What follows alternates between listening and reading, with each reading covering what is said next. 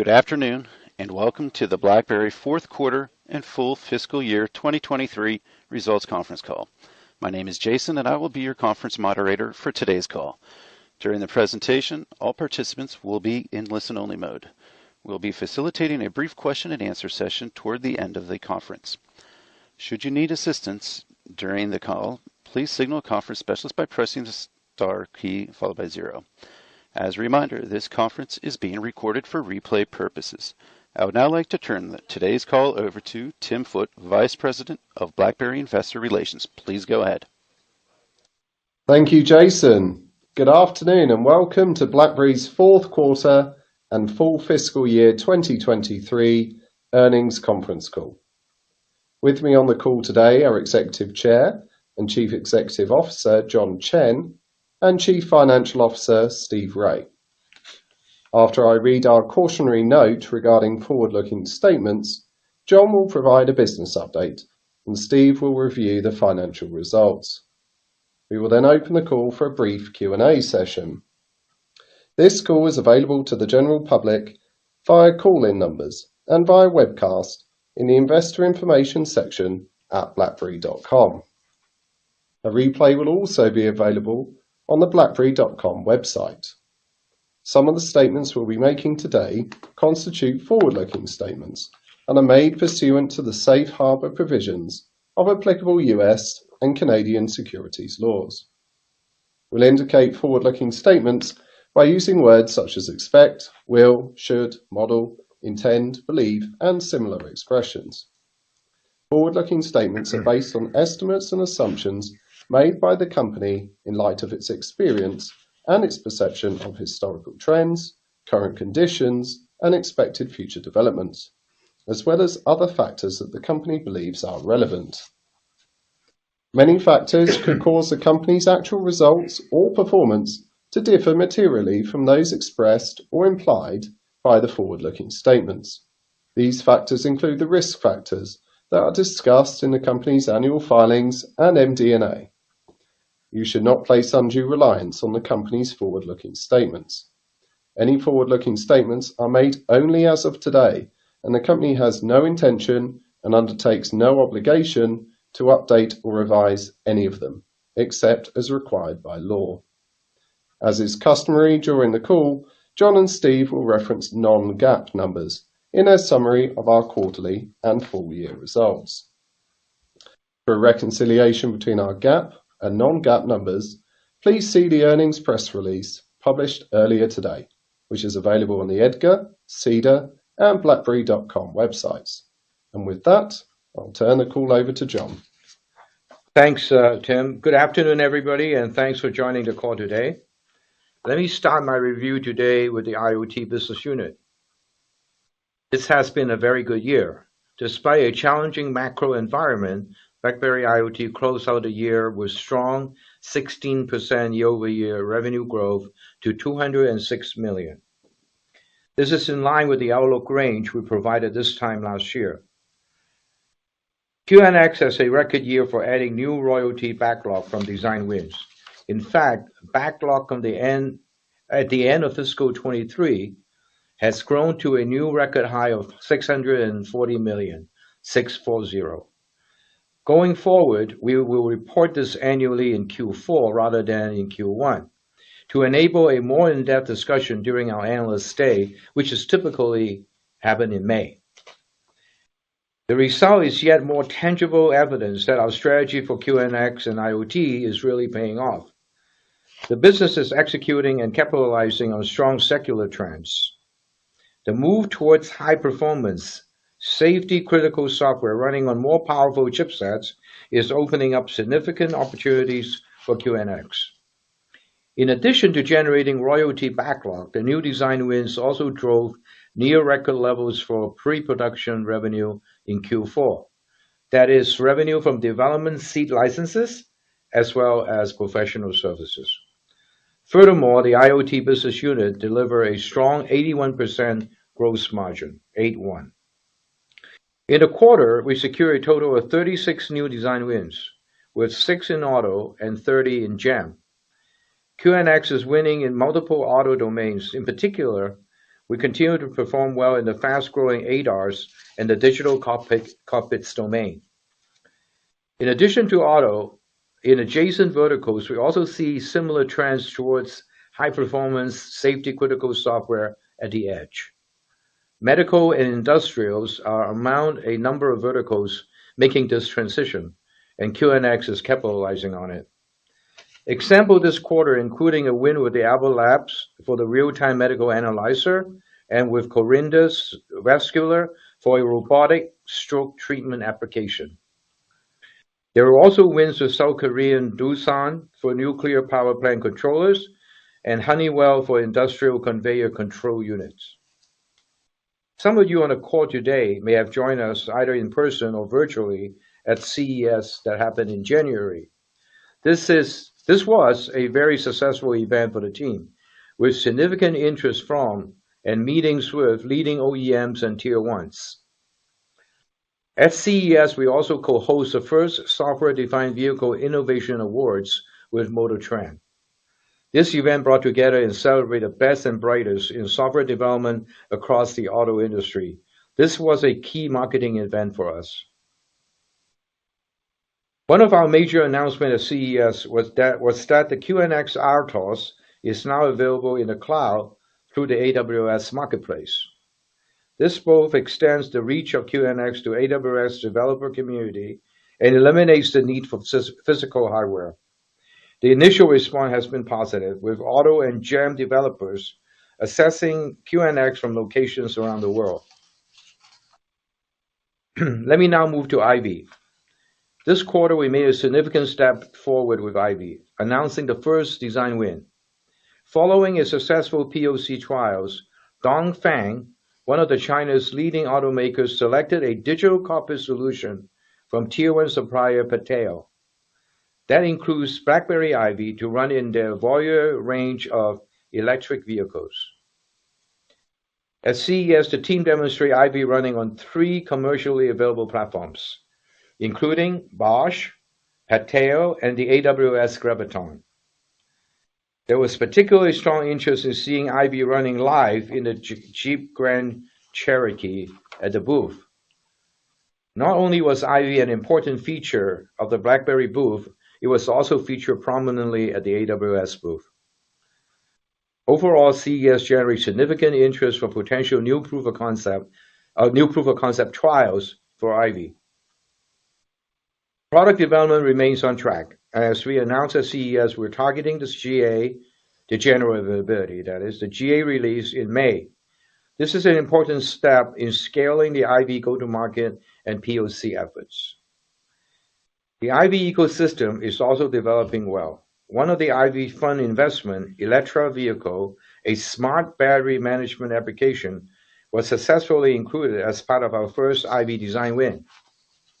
This quarter, we added a partner specializing in AI-powered driver monitoring technology aimed at fleet customers called iDrive.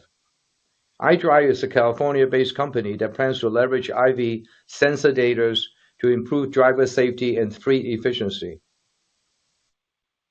Let me now turn to outlook for this coming fiscal year. Headwinds for the auto production from the macro environment and supply chain challenges persist, although they appear to be easing a bit. Global light vehicle production, which is a key driver for our royalty revenue, is expected to increase by around 4% in 2023 to around 85 million vehicles. Despite this improvement, production will remain well below the 95 million vehicle in 2018, that is prior to both the pandemic and the supply chain difficulties.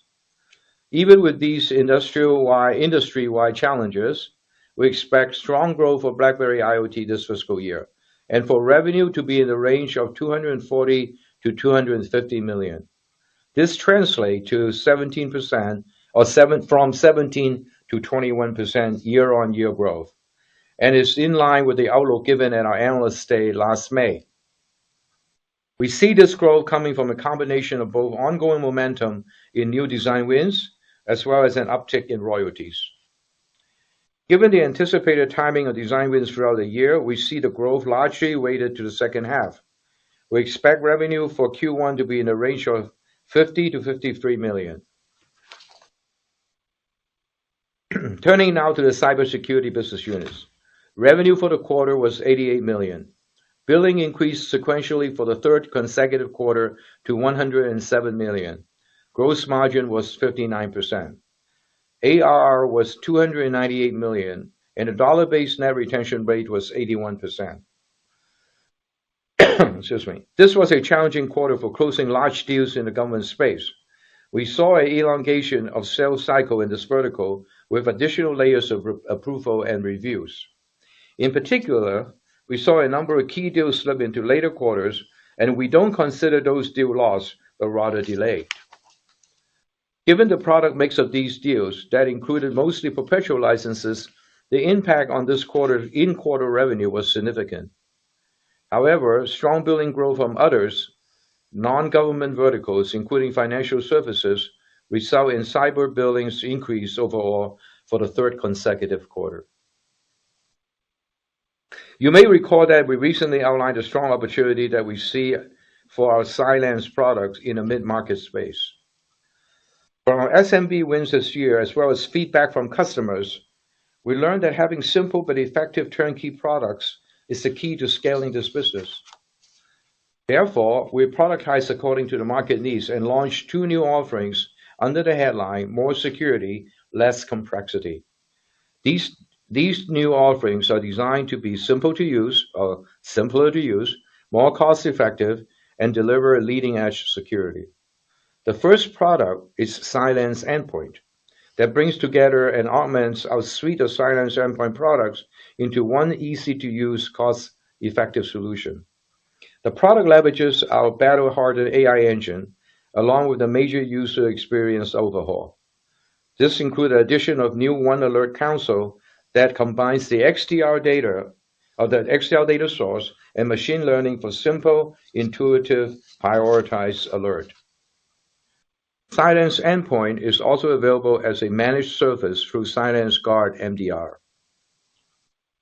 The second product is Cylance Edge, a product that connects users to their work effortlessly and securely right out of the box. Customers can securely access cloud-based SaaS applications as well as gain visibility into how sensitive data are stored and shared. The third development that I'd like to highlight is an exciting point of differentiation of BlackBerry versus our competitors. We integrated our ad hoc critical event management into Guard Managed Service to provide unified communications for cyber crisis response, even if communication channels like emails are compromised. We will provide significantly more detail and demonstrate these new products at RSA in San Francisco next month, so please stay tuned. Turning now to UEM. We were delighted when Gartner announced that BlackBerry UEM was the only vendor voted in the top right quadrant by customers for deployment, capabilities, and support. Receiving this recognition based on review for some of the most security-conscious customers in the world demonstrate a level of performance that only BlackBerry can provide. In the market, we're seeing a tailwind from the return to corporate issue devices given concerns around security and lack of control. For customers making this transition, particularly in the financial services, but in other verticals as well, BlackBerry is seen as the go-to most secure solution in the market, and we see this driving interest. One key competitive advantage for our product is that Microsoft Intune is unable to block specific apps that present a security or privacy risk across all devices, where BlackBerry UEM can. On the product development front, we announced new features for UEM this quarter. These include being the first in the industry to integrate with the Adobe Experience Manager, enabling secure document signing on mobile that meets the vigorous government security standards. Once again, we secured sales with leading customers in our core regulated vertical, especially government and financial services this quarter. Among those we are able to name are Bank of America, Deutsche Bank, TD Ameritrade, the Bank of Italy, the Swiss National Bank, and the Bank of India. In government, wins including U.S. Air Force, Scottish Government, the U.S. Department of Treasury, the Netherlands Government SSC ICT, the Shared Service Center, and the Australian Department of Health and Human Services. Turning now to the outlook for the Cyber BU. For the coming fiscal year and allowing factors such as the macroeconomic backdrop, we expect revenue to be in the range of 425 to 450 million. Correspondingly, we expect billings to be in the range of 430 to 480 million, an increase of between 7 to 20% year over year.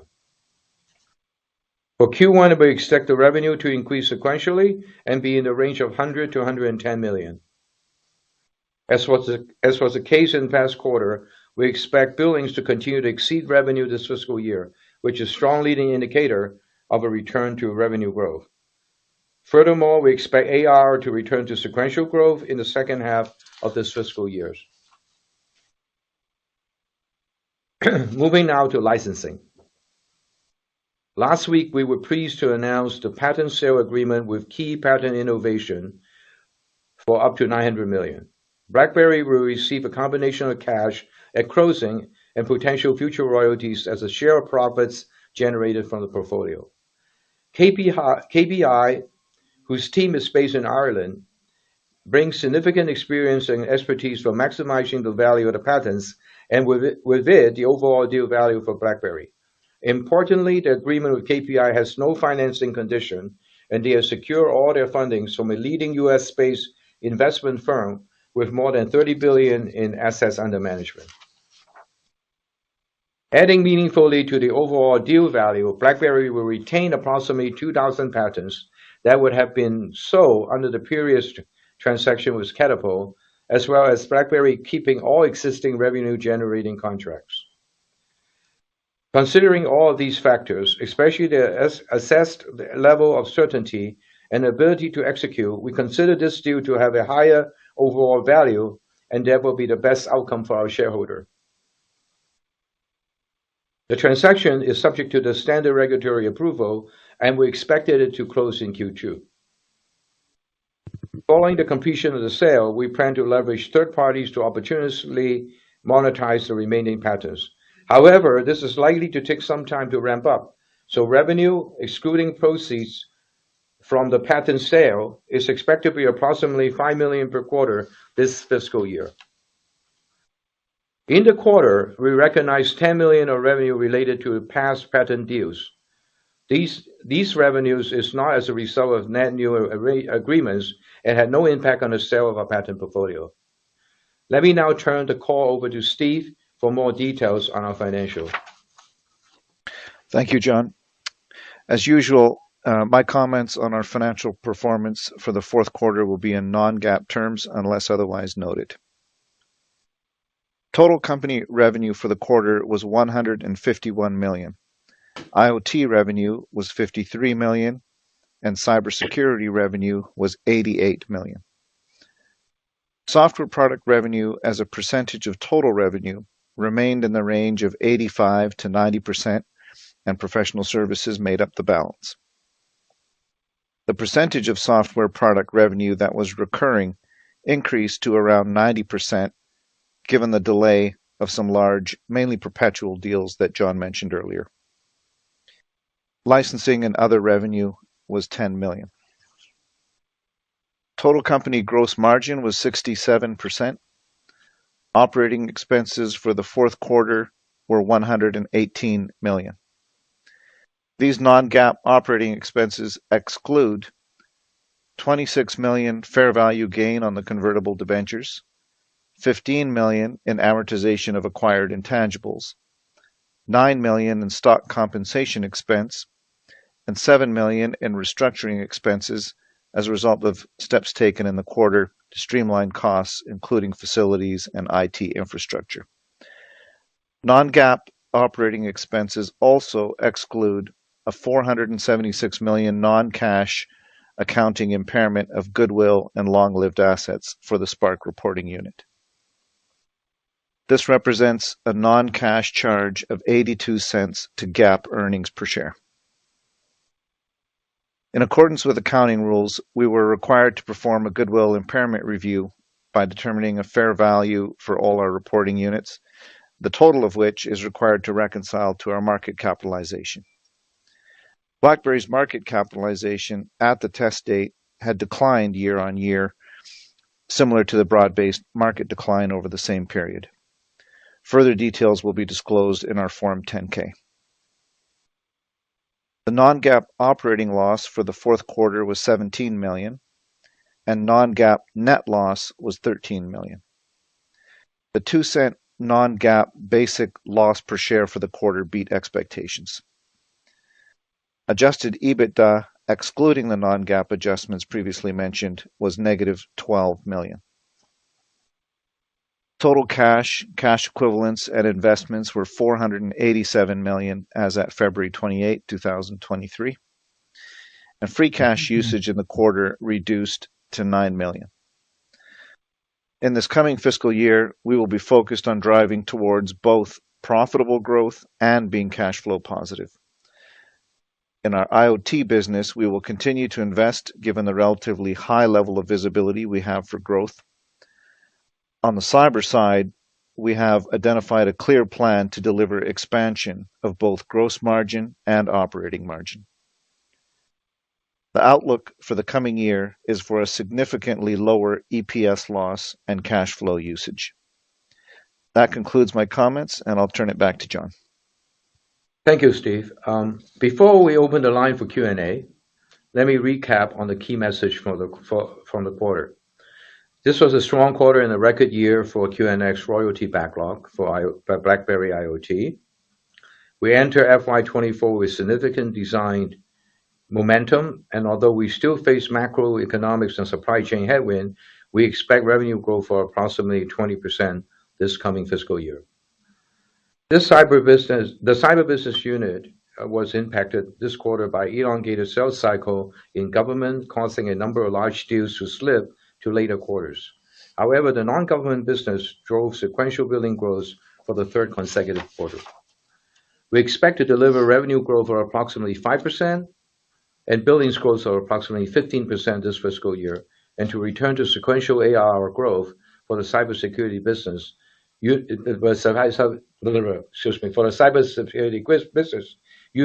in the second half. And finally, we enter into a fully funded agreement to sell the non-core patent portfolio for up to $900 million, while also retaining more patents and retaining existing revenue contracts. That concludes my remark. Jason, can you please open the line for Q&A? Thank you. We will now begin the question and answer session. To ask a question, please press star one on your telephone keypad. Please make sure your line is unmuted. Again, press star one to ask a question. We'll pause for just a moment to allow everyone an opportunity to signal for a question. We request that you limit yourself to one question and one follow-up. Our first question comes from Luke Junk from Baird. Please go ahead. Good afternoon. Thank you for taking the questions. To start, hoping you could expand, please, on where you were able to take costs out of the P&L already this quarter, so OpEx down sequentially, and looking forward, what you envision with respect to your plan to deliver gross margin and operating margin expansion, especially in cybersecurity. Maybe if you could just speak to some specific actions and areas of the cost stack that you're focused on. Thank you. Okay. We have been focusing on improving gross margin and operating margin for the cyber business for quite some time. And in this past quarter, we just see some of the results. Shifting costs to a lower cost base area, hiring people in those areas more so than hiring people in a more expensive area is certainly one way of doing that.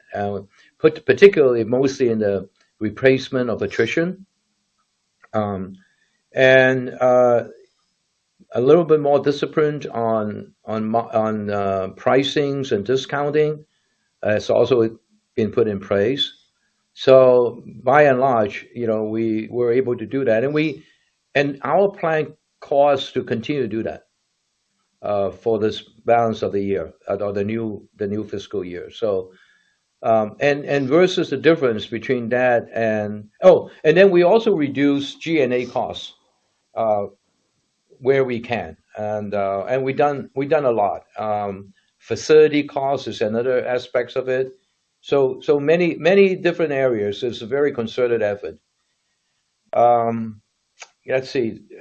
From an IoT perspective, this is the unit that has been exempt from focusing on that. They are just focusing on growth, and they have. I think they're still going to hire 200 some people this year, or if they could right now, assuming we have the candidates. So those are the kind of the how we allocate capital and spending. That's yeah.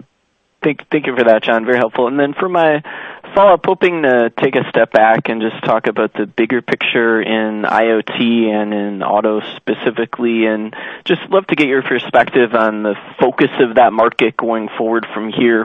You know, one of the clearest takeaways at CES this year, walking the floor, was the prevalence of just an increase in centralized architectures, which also has very clear implications for auto software and ultimately software-defined vehicles. Can you just speak to where you're finding your auto customers right now in terms of their readiness for a software-forward future in auto, and do you think there's an increasing sense of urgency, especially at OEMs, trying to figure out software? Thank you. Yeah, very, very much so. I think you said everything. It's consistent with what we have been learning from customers and analysts also. So you talk to each of the OEM, they all have a strong investment in SDG. I mean, there's software-defined vehicle and approach, and they need foundational software, and they need it from safety perspective. A number of years back, there were a couple of large OEM attempted to do the foundational software themselves, and they have all decided to join forces with us and work with us directly. And these are the very big name, and we of course welcome the partnership. So if you look at our win rate, and I mean, I don't want to jinx it, but it's extremely, extremely high. In fact, I think our team wins 90% of the deals out there, something like that. And then in addition to that, our products related to hypervisors, ADAS, related to a cockpit, all very popular wins out there and usage out there. And then I also wanted to say, beyond auto, we're also seeing a lot of strong interest. As I said in my script, all the chip technology company is pushing multi-core and multi-processing, parallel processing, and all that good stuff. And they needed safety, and they needed they need a hypervisor. So we seem to have a very good, strong track record in the eyes of the customer. So I'm pretty comfortable that we're going to see continued growth, at least for the immediate future.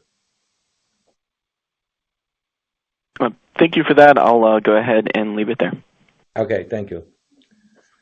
Our next question comes from Daniel Chan from TD Securities. Please go ahead. Hi. Please go ahead. Hi, thank you. When you're monetizing the remaining patents, are you looking to license them out, or are you looking to sell them? If you're looking to license them, should we expect it to be faster and more broadly licensed, considering their standards essential patents?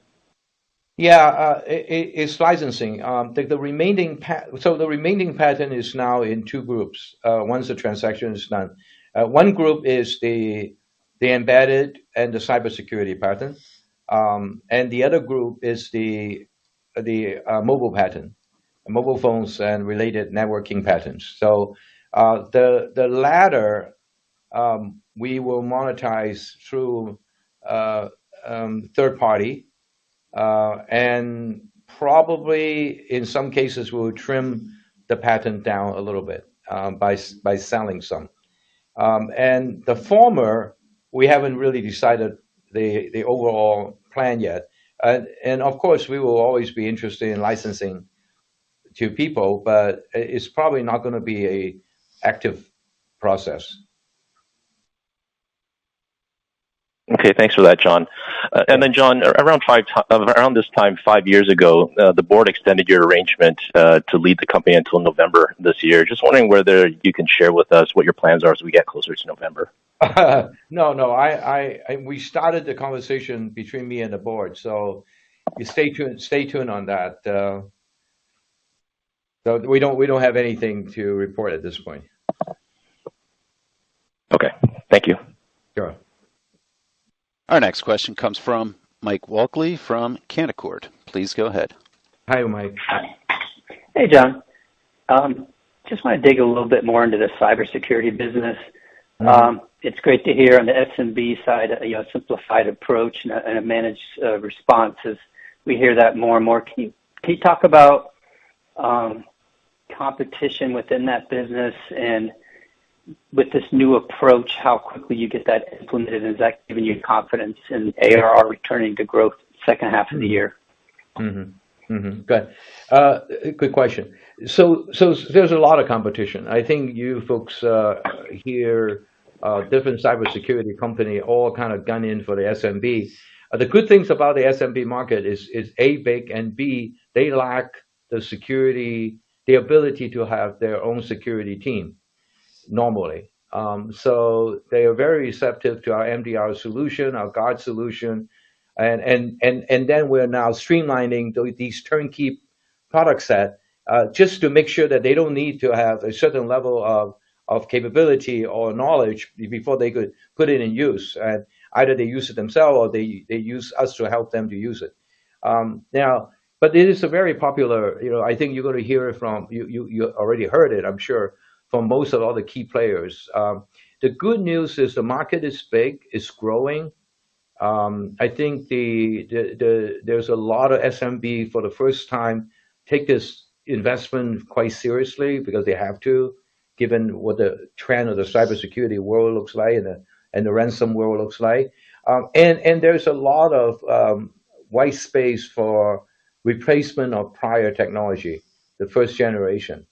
So with that two combination, the market is big, but the competition is fierce too. I would agree with that. Okay, that's helpful, and I think simplified approach is what the SMB is really looking for. Just as my follow-up question, just digging a little more into cybersecurity, is ARR stable to growing outside the UEM business? And maybe you can update us on UEM, kind of where that is on turning off some customers that you wanted to kind of end of life as you focus more on the large government type deals. Yeah. UEM has, in the last couple of quarters, ARR in the business is stable, which is a good sign. Gave us some level of comfort. Great. Okay. Thank you. Sure. Our next question comes from Paul Treiber from RBC Capital Markets. Please go ahead. Hey, Paul.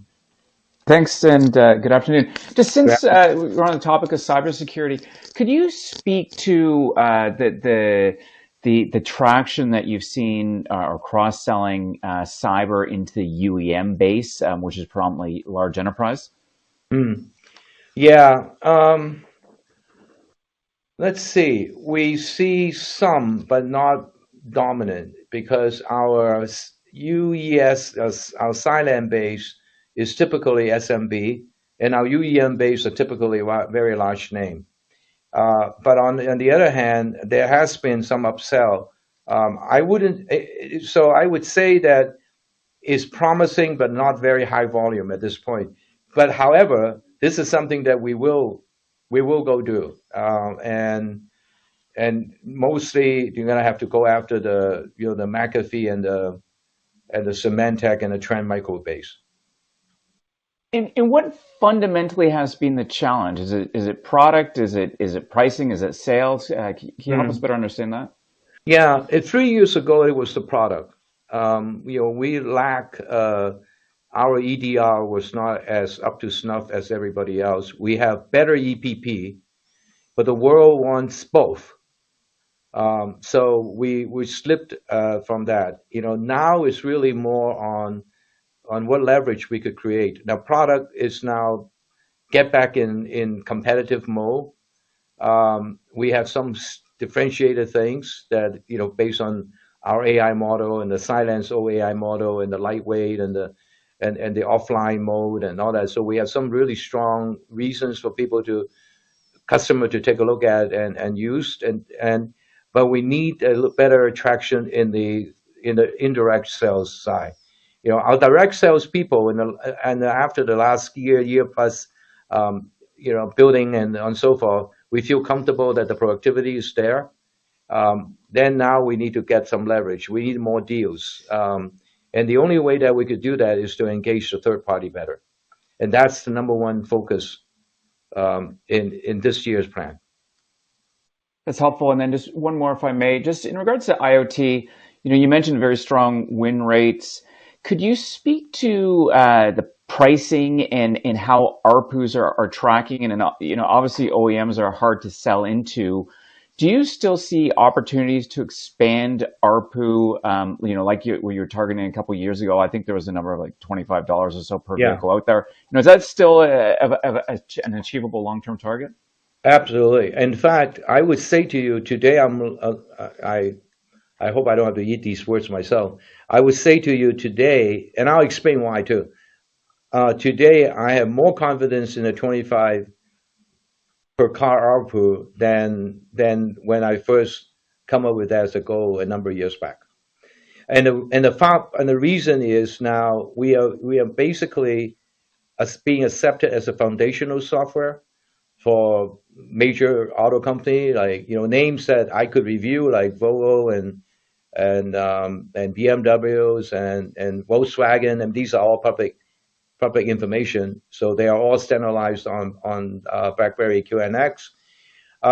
So when you have a foundational software, and earlier the conversation regarding software-defined vehicle allow us to upsell modules, and that brings the different type of economics, because in the past we're talking about one copy and charge it one time. Now we're talking about building on that platform and upselling. So I think our people are very excited about it, and rightfully so. I see the same trend.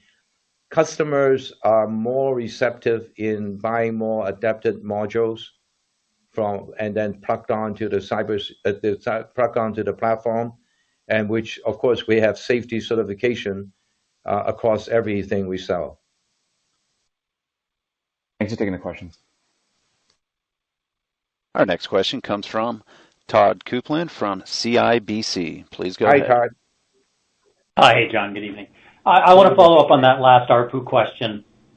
Maybe I'll ask it a little differently. When you look at the IoT backlog that you quote, what would be the software per vehicle embedded in that in the wins that you have already? Is it high single digits? Is it double digits in that $25 range? Can you give us any color on what actually you booked? Yeah. So there are a handful of wins that could push us in that area of $20, $25, but most of them, I would say, in high single digit and low double digit. Okay. And I mean, obviously, if you're $10 or higher, that's quite a bit higher than just the infotainment OS where you've come from. Mm-hmm. When would you see production volume of those, double-digit type ARPUs starting to kick in? Well, part of our reason that we feel, I don't know what I should say, comfortable, but we feel okay with our, 17 to 20% growth this year, is because we expect to see some of this, the so-called startup production, the SOP. And so I believe FY 25, 26, we have a higher growth number. If you remember, we set a 5-year compounded growth rate of 20%. So we came in the first year at 16. This year is going to be 17 to 20, and so that implies the math sets that will have to be over 20% the next couple of years. So what you're saying with that, those handful of like higher ARPU deals later in the year, that's what gets you to that. I don't know exactly where the number lands in Q2, but let's call it 65 to 75 million a quarter implied for Q3 and Q4 if you take your guide at face value. Yes, that's correct. We map in the production. The only wrinkle is something that will not be within our control. The wrinkle will be a macroeconomics issue of high interest rate that slow down production, a deteriorations of supply chain or chip availability that will slow down production. That will put a wrinkle on us at the second half. But given everything we know today and all the conversation with the OEMs, the team feel very comfortable, quite comfortable. I have to, I'm usually very optimistic, so you have to factor that in. That they feel comfortable of delivering what my outlook that I provided earlier. And baked into the outlook is that 85 million production volume for the market, and then you'll get that higher ARPU even if you don't get back to those 2018 levels. Is that yes? That's the math that we base it on. Yes, correct. Okay. And my second question has to do with the outstanding debentures. What's your thinking on a target balance sheet with the extra cash from the patent sale? Would you look to repay that debt, or would you look to roll it over? Just talk about your plans. Our plan is to repay the debt. Repay all of it. Yep. Okay. Now, if somebody wants to roll a small portion over, we will be open to it, but that's not our current planning. Yeah. Okay, that's great. Thanks a lot. Sure. I would like to turn the call back over to John Chen, Executive Chair and CEO of BlackBerry, for closing remarks. Thank you, Jason. Before we end the call today, I'd like to remind you about a few events coming up. Between the April 24th and 27th, the BlackBerry will be at RSA conference, and we'll be demonstrating the new product offerings that I mentioned earlier. So if you happen to be there, please do drop by. On May 17th, we'll be hosting a virtual analyst day in which management will provide a comprehensive overview of our long-term strategy, product innovation, market opportunities, go-to-market approach, and of course, the financial outlook. Then on May 23rd, we'll be hosting a retail investor-focused live Q&A in which John Mateo, the president of BlackBerry Cybersecurity, and Matthias Eriksson, president of BlackBerry IoT, will answer your questions. So please feel free to send them to Tim in advance at Investor Relations, one word, plural, at BlackBerry.com, or you can submit them through the portal on that day. We'll provide more detail on all these events in the coming weeks, so please stay tuned. As always, I thank every one of you for joining today's call, and I hope to speak to you soon. This concludes today's call. Thank you for your participation. You may now disconnect.